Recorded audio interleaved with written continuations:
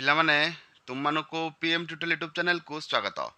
ପିଲାମାନେ ଆଜିର ଭିଡ଼ିଓଟି ନିହାତି ଭାବରେ ଏହି ବର୍ଷ ଯେଉଁମାନେ ପାଠ ପଢ଼ୁଛନ୍ତି ବା ଶିକ୍ଷାବର୍ଷ 2022-2023 ରହିଛି ସେମାନଙ୍କ ପାଇଁ ଗୁରୁତ୍ୱପୂର୍ଣ୍ଣ ରହିବ। କାହିଁକିନା ଭିଡ଼ିଓ ମାଧ୍ୟମରେ ତୁମମାନେ ଜାଣିପାରିବ ଯେ ତୁମର FA1 ପରୀକ୍ଷା କେବେ ହେବାକୁ ଯାଉଛି ଆଉ FA1 ପରୀକ୍ଷାରେ କେଉଁ କେଉଁ ବିଷୟ ଆସିବ, ବୁଝିପାରୁଛ। ତା ସହିତ ଶିକ୍ଷାବର୍ଷ 2022-2023ର ସିଲାବସ୍ ଯେଉଁଟାକି ପାଠ୍ୟକୋଷଟା କ'ଣ ରହିବ ସେ ବିଷୟରେ ମଧ୍ୟ ତୁମମାନେ ଜାଣିପାରିବ। ତେଣୁକରି ଭିଡ଼ିଓଟିକୁ ପ୍ରଥମରୁ ଶେଷ ପର୍ଯ୍ୟନ୍ତ ଦେଖିବ ଏବଂ ଭିଡ଼ିଓଟିକୁ ଅନ୍ୟ ସାଙ୍ଗସାଥୀମାନଙ୍କ ସହିତ ସେୟାର କରି ମଧ୍ୟ ଏ ବିଷୟରେ ଜଣାଇବ। ଠିକ୍ ଅଛି ପିଲାମାନେ, ଆସ ସମୟ ନଷ୍ଟ କରିବାନି, ଯିବା ସିଲାବସ୍ ଦେଖିବା କ'ଣ ରହିଛି 2022-23 ଶିକ୍ଷାବର୍ଷର ଦଶମ ଶ୍ରେଣୀ ପିଲାମାନଙ୍କର ସିଲାବସ୍। ପିଲାମାନେ ଦେଖ, ଲେଖା ହେଇଛି board of secondary education Odisha Cuttack syllabus for the session 2022-2023। ଦେଖିପାରୁଥିବ ପିଲେ ଏଠି ଲେଖା ହେଇଛି 2022-2023ର ଦଶମ ଶ୍ରେଣୀ ପିଲାମାନଙ୍କର ପାଇଁ ଏଇଟା ହେଉଛି ସିଲାବସ୍। ପ୍ରଥମେ ରହିଛି କ'ଣ ନା ସାହିତ୍ୟ, ଆମର ଯେଉଁଟାକି ସାହିତ୍ୟ ବହି ଆମର ଦୁଇଟା ଅଛି, ଗୋଟେ ହେଉଛି ସାହିତ୍ୟ ସିନ୍ଧୁ ଆଉ ଗୋଟେ ମାଧ୍ୟମିକ ବ୍ୟାକରଣ, ବୁଝିପାରୁଛଟି। ପିଲା ଦେଖ ଯେଉଁ FA1 ପରୀକ୍ଷାଟା ହେବ କେବେ କଣ୍ଡକ୍ଟ ହେବ।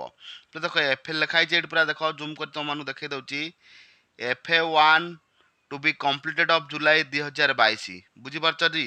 ମାନେ ଜୁଲାଇ ମାସର ଲାଷ୍ଟ ୱିକ୍ ଏଠି ଗୋଟେ ଛାଡ଼ି ଦେଇଥିଲି। FA1 to be completed during last week of July 2022, ମାନେ 2022 ଜୁଲାଇ ମାସର ଶେଷ ସପ୍ତାହରେ FA1 ଏକ୍ଜାମଟା କଣ୍ଡକ୍ଟ ହେବ। ଆଉ FA1ଟା କେତେ ମାର୍କର କ୍ୱେଶ୍ଚିନ୍ ଆସିବ? 20 ମାର୍କର ପ୍ରଶ୍ନକୁ ନେଇକି ହିଁ ସେ ପରୀକ୍ଷା ହେବ। ପ୍ରତ୍ୟେକ ବିଷୟରେ 20 ମାର୍କ ଲେଖାଏଁ ପ୍ରଶ୍ନ ଆସିବ। କେଉଁ କେଉଁ ବିଷୟ ଆସିବ ପିଲାମାନେ ଟିକେ ଲକ୍ଷ୍ୟ କରିଦିଅ। ବନ୍ଦେ ଉତ୍କଳ ଜନନୀ, ଭୀମଙ୍କ ସିଂହନାଦ ରଡ଼ି, ବୁଝିପାରୁଛଟି। ବନ୍ଦେ ଉତ୍କଳ ଜନନୀ, ଭୀମଙ୍କ ସିଂହନାଦ ରଡ଼ି ପଦ୍ୟର ଦୁଇଟି ବିଷୟ। ଗଦ୍ୟରେ ଆସିବ କାନ୍ତକବି ଲକ୍ଷ୍ମୀକାନ୍ତ ମହାପାତ୍ର ଜନ୍ମଭୂମି। ତାହେଲେ ପଦ୍ୟର ଦୁଇଟି ବିଷୟ ରହିଛି, ଗଦ୍ୟର ଦୁଇଟି ବିଷୟ ରହିଛି। ତା ସହିତ ଗଳ୍ପର ରହିଛି କାଠ, ବ୍ୟାକରଣର ଦୁଇଟି ବିଷୟ ରହିଛି ବାକ୍ୟ ବିଚାର ଆଉ ରଚନା। ଆଉ କ'ଣ ରଚନା। ପିଲାମାନେ ବୁଝିପାରିଲ, ଏଇ ଟାଇପ୍ର କ'ଣ ହେବ ନା ସିଲାବସ୍ ଆସିବ। ଆଉ ତାପରେ ଦେଖିଦିଅ ପିଲେ FA2ରେ କ'ଣ କ'ଣ ରହିଛି। FA2ରେ କ'ଣ କ'ଣ ରହିଛି ସ୍କ୍ରିନଶଟ୍ ନେଇଯାଅ ପିଲେ। ଯେତେବେଳେ FA2 ଏକ୍ଜାମ୍ ପୁଣି FA1 ପରେ ହେବ ସେତେବେଳେ ମୁଁ ନିଶ୍ଚିତ ଭାବରେ ତା ଉପରେ ମଧ୍ୟ ଡିସ୍କସନ୍ କରିବି। ଏବେ ଖାଲି ଦେଖାଇ ଦେଉଛି। ମଝିରେ ମଝିରେ ମଧ୍ୟ ଭିଡ଼ିଓ ଅପଲୋଡ଼ ହେବ ଯେ ଆଉ ପ୍ରତିଦିନ ଏଥର କ'ଣ କରିବା ନା ଆମର FA1ର ଯେଉଁ ବିଷୟ ରହିଛି ସେଟା ସବୁ ତାର ସବୁ MCQ ଆମେ ଡିସ୍କସନ୍ କରିବା। ସେଭଳି ପିଲା ଦେଖିଥିବ ଇଂଲିଶର ପିଲେ କ'ଣ ହେବ, କେଉଁ କେଉଁ ବିଷୟ ପଡ଼ିବ? All things bright and beautiful, a letter to God at the high school, ବୁଝିପାରିଲ। ନନ୍ ଡିଟେଲର ଗୋଟେ ଆସିବ a tiger in the house. ଗ୍ରାମାରର କ'ଣ କ'ଣ ପିଲା ଆସିବ ନା ଟେନ୍ସ ରିଭିଜିଟେଡ୍, ତାପରେ types of sentence, subject verb agreement, essay, ତା ସହିତ ଆସୁ କ'ଣ ନା ଟ୍ରାନ୍ସଲେସନ୍ ଆଣ୍ଡ ରିପୋର୍ଟ ରାଇଟିଂ।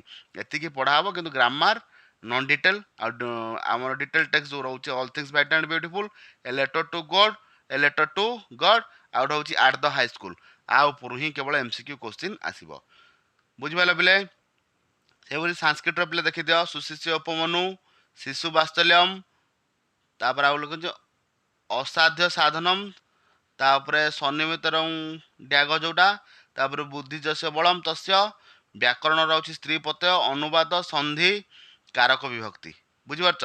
ଏତିକି ଆସିବ ଆମର ସାଂସ୍କ୍ରିଟରୁ।